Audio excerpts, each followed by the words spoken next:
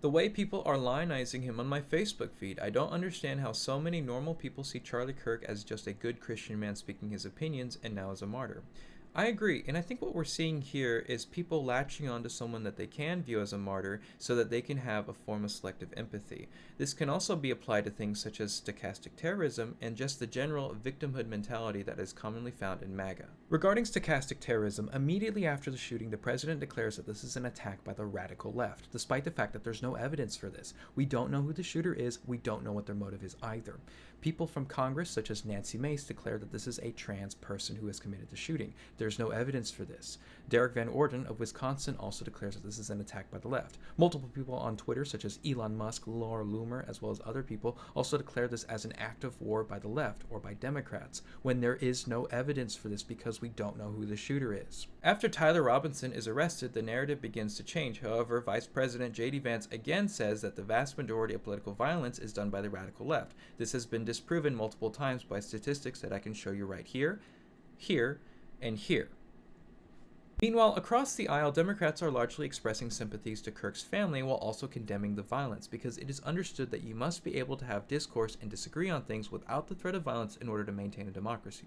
However, in regard to Republicans immediately blaming leftists or Democrats for the murder, I want to speak on the fact that, well, from my opinion, there isn't really any incentive for someone like Charlie Kirk to die. Naturally, I didn't want him to die because he had a right to life. He had a right to free speech. Being killed over exercising your right to free speech is wrong, plain and simple.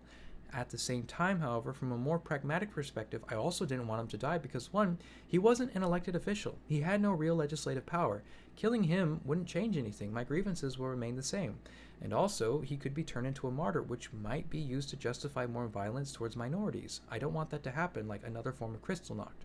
2, he was a symptom of an underlying problem, and if you were to eliminate him, someone else would simply just take his place. But also, 3, and most importantly, was that he was incredibly useful. He was incredibly useful to liberals and progressives alike because, in general, his takes were so easy to refute that you could build a career around it. You could make a name for yourself creating content responding to his takes, and if you met him one-on-one at Jubilee, you could find a national audience. So for the president to claim that this is an attack by the radical left, again, before we even know who the shooter is unlikely given the fact that he was so beneficial towards liberals and progressives in making conservatives look bad.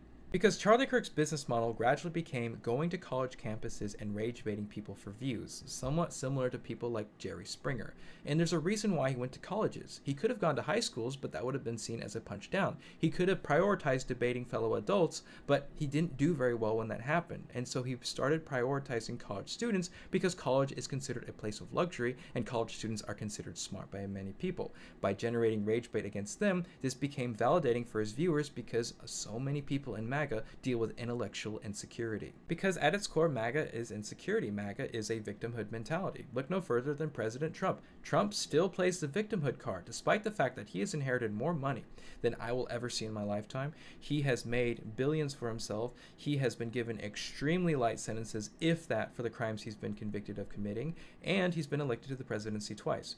This man has been given everything one person could hope to achieve, and yet he is still somehow a victim. There was this vitriolic response against leftist progressives and liberals after Kirk was shot, before we even knew who the shooter was nor what the motive was, really indicated that these were people who were looking for a means to validate their hatred of others. It reminded me of the story of Jussie Smollett, where he faked a hate crime against himself in Chicago. That was unacceptable behavior. However, conservatives loved that story because it helped validate them disregarding hate crimes that happened against other minorities. There's also the fact that multiple HBCUs had to suspend operations right after the murder due to threats of violence, most of those threats being determined to be hoaxes. However, this was the largest wave of HBCU shutdowns since about 2022, which again begs the question, we don't know who the shooter is. Why is it that there's an increase of violence against these specific institutions? During a vigil for Charlie Kirk at Huntington Beach, California, a group of people start chanting, "White men fight back." But again, it is unknown at this time what the motive is, so why are they consigning it to race when they don't know why Charlie Kirk was shot in the first place? There's also the case of selective empathy, where conservatives are outpouring immense amounts of empathy towards Charlie Kirk, but it doesn't seem to be consistent,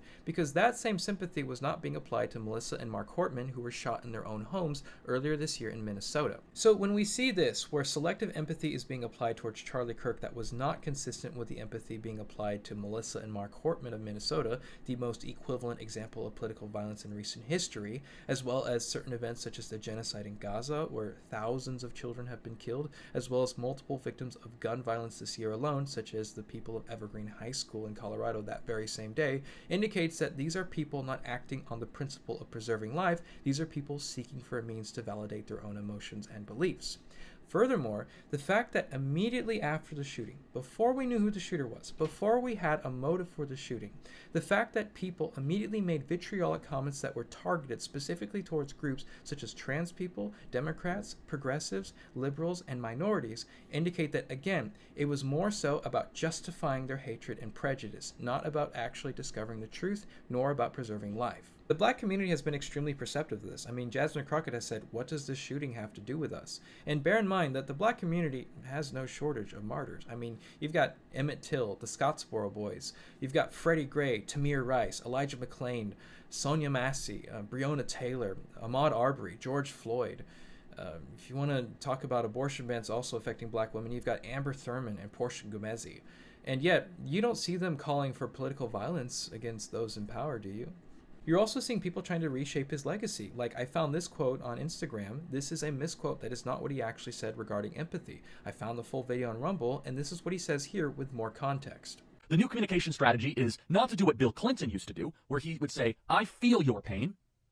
Instead, it is to say, you're actually not in pain. So let's just, a very short clip. Bill Clinton in the 1990s, it was all about empathy and sympathy. I can't stand the word empathy, actually. I think empathy is a made-up New Age term that does a lot of damage, but it is very effective when it comes to politics. Sympathy, I prefer more than empathy. That's a separate topic for a different time. Here's cut 65.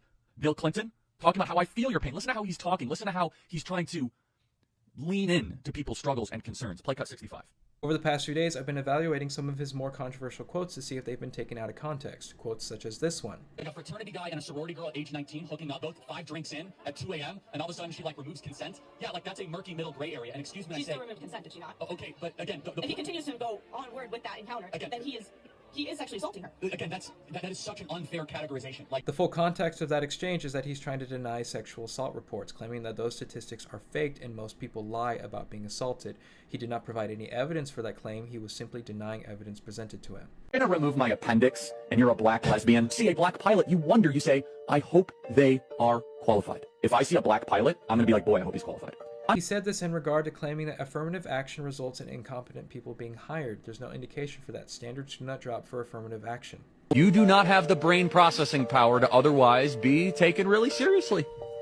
You had to go steal a white person's slot to go be taken somewhat seriously. This comment was made in response to Ketanji Brown Jackson being nominated to the Supreme Court. I made a video about that if you want to watch it. In general, there is no indication that she's unqualified for her role and that she was simply just a diversity hire. There's also this video where he says slurs just to say slurs. There's no reason to do this. It takes 5 seconds to understand that saying slurs does nothing good for anybody, and in general, you're not going to get very far in respectable discourse if you act like this. A flashback to a country where trannies were able to do Bud Light commercials. There's on the left that tranny that came into the interview with Joe. By the way, we're allowed to say sex on Rumble. We can say tranny. We can say climate change is vastly overrated. The 2020 election is stolen. Vaccines, probably, the mRNA vaccine probably hurts you. What else? Oh, yeah, Zelensky is a thug. Tranny. He also spoke about white replacement theory, this false narrative that white people are being replaced by minorities in order to take over America and replace it with some sort of leftist government. He also claimed that Islam was in conjunction with Marxism in order to do this, which there's no evidence for that either. That is largely just a dog whistle for white supremacists. Now, if his goal was to genuinely have a respectful debate, if his goal was to genuinely learn from people he disagreed with, then he would take the time to understand opposing viewpoints as opposed to rehashing and repeating false talking points that are easily debunked, as he did in these cases here. The claim that DEI results in incompetent people being hired can be easily disproven if you just look at the practices of DEI. The fact that he's claiming that white people are being replaced by immigrants as some sort of grand conspiracy lacks evidence as well. You can see other people debate respectfully who understand their opposition's viewpoints. You can look at Alex O'Connor. Alex O'Connor would never go out of his way to use slurs like this. The fact that he was actively doing that because he could or because he wanted to indicates that he either did not care what people thought or believed, he was not a good Christian, or he was acting maliciously. In conclusion, I believe people are lionizing him and reshaping his legacy because it helps fuel whatever narrative serves their own interests or emotions. Now, while I understand that he was a martyr for his political beliefs and he did not need to die, I also understand that we are besmirching his legacy if we misattribute him, if we do not be clear to people as to who he was as a person. He was a racist, he was a bigot, he was ignorant, and he was an ideologue who was grifting from his own audience. And to quote Reverend Dr. Howard John Wesley last Sunday, how you die does not redeem how you lived.